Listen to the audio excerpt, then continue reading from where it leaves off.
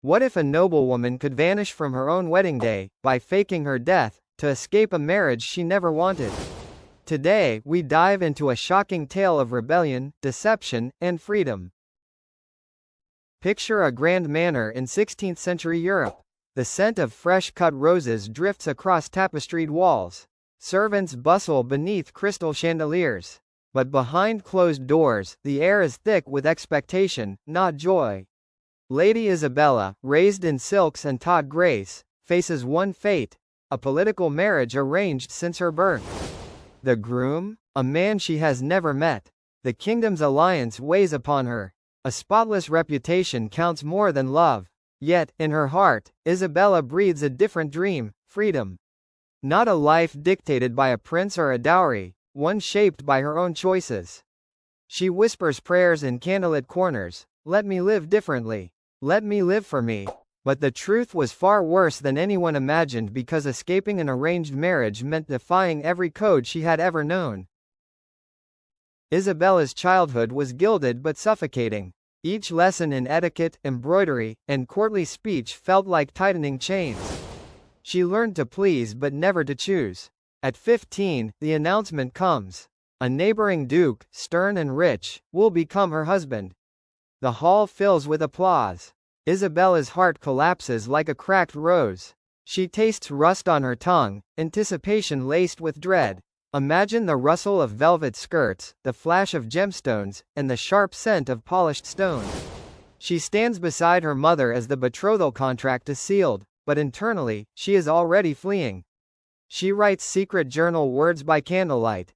"I am bound not by love, but by ambition. If I marry him, I will drown." Her tears glimmer in the lamplight. But only a few pages later, she erases her signature from the journal and replaces it with hope. Isabella's idea is daring: fake her death. She studies herbs that slow the heartbeat.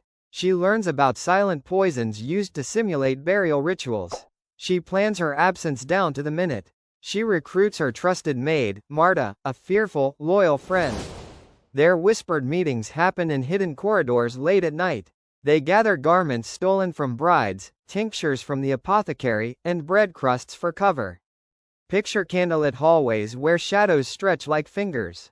Each footstep counts. Each breath is a risk. The air is dust sweet from old stone, filled with Marta's tremors. On the eve of the wedding, Isabella feigns illness. Trembling, pale, lips still. The family rushes in panic. The physician checks, then nods solemnly. She is gone. They wrap her body in shrouds. The servants weep. The funeral is scheduled at dawn. At dawn, the chapel doors open. Isabella, draped in a plain linen dress, stands concealed in a dark corner. Marta gestures. "Now." As the priest recites rites over the open coffin, Isabella steps forward. A distant road. A horse. A single horseman waits in shadow. The scent of incense, damp earth, and fresh pine. The graveyard is cold. Crack of shovel hitting stone. Isabella's heart hammers. She rises quietly, steps out, and mounts the horse. Marta follows. No one sees. No one suspects. By noon, Isabella's body is declared buried. By dusk, she and Marta are miles away, traveling under sun-bleached roads, blending with peasants. Yet the Duke's court hears rumors. Perhaps she is not dead. The political alliance shivers. But the truth was far more dangerous than anyone imagined, because her family would not let her go. Life outside the manor is hard. Isabella and Marta borrow coarse clothes and muddy boots. The dawn smells of wet straw and distant wood smoke. They sleep under open skies. Marta shivers. Isabella holds her cloak tight. They stop at inns, pretend to be traveling sisters.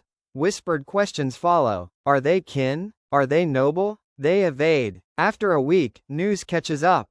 The Duke demands the body exhumed. Rumors of tax exile swirl. Isabella knows she cannot return to her homeland, even if they do not know she is alive. In one town, a scout spots her. Isabella flees through a muddy street, crowds parting like curtains. Her heart pounds like a drum. The air tastes of manure and fear. She hides in a stable, among horses and hay. A stable boy whispers questions. She offers a coin. He nods, silent, then turns away. The flight continues. They cross rivers and forests, living off bread and berries. Their woolen cloaks grow muddy. They learn to drift with shadows.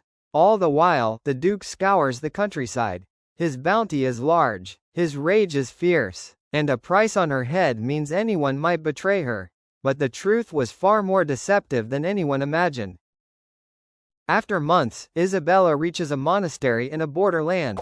She changes her name to Elena. She dons nun-like garb, but she is no nun, she is free. The smell of wood smoke and cold stone comforts her. She works quietly, cooking, tending gardens, sewing habits for novices. She never speaks of her past. She never reveals her face. She tends the sick and the old, the poor and the fragile. She learns humility and healing. Word spreads of a noble stranger with gentle hands. The abbess trusts her. Elena becomes caretaker of orphans. Their laughter springs from her like water from a spring. Yet worry remains. Could her family send agents? Could the Duke hire assassins? She stays cautious, yet hopeful. Isabella's story is not a fairy tale. It is rebellion disguised as death.